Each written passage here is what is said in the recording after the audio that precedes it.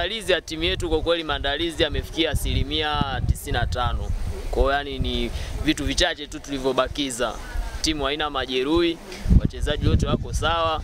Kwa sababu hii ni finali na tuwezi kutoa kila kitu kwamba tunaweza tukaingiza maingizo mapya, lakini nafikiri mashabiki watajionea tu uwanjani. Kama inavyojulikana, timu yetu ni timu yenye vibe.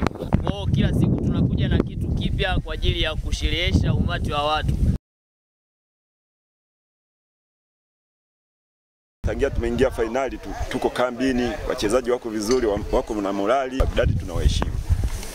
Kwa mara kwanza tukutana nao kwenye makundi tukawapiga goli 4, lakini huu mchezo wa mpira ni mchezo wa makosa. Tunaweza tukapata matokeo ambayo tuliingia nayo lakini yakawa tofauti. Lakini nikuhakikishie kuwa timu yetu tumejipanga. Kwanza kabisa nipende kupongeza washabiki wetu kwa umoja waliotuonesha, kwa ushikamano mpaka sasa hivi tulipofikia. Kuanzia hatua ya mtoano mpaka sasa hivi tumeingia finali.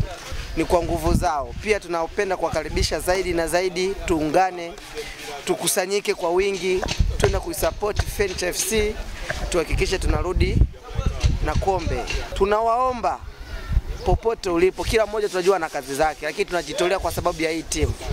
Tunaacha kazi zetu, tunakuja kujipanga. Na nyinyi pia, tunahakika mnaipenda Fencha FC. Tunawaomba msogee, muache kazi zenu, mje muangalie burudani tulioandalia. Tuna wachezaji wa kila aina, tuna wachezaji wa kila yani wachezaji wetu wanavutia kwa kila hengo. Kwa hiyo tunawaomba mkusanyike kwa wingi, kwa umoja tujitoe tuweze kurudi na kombe letu.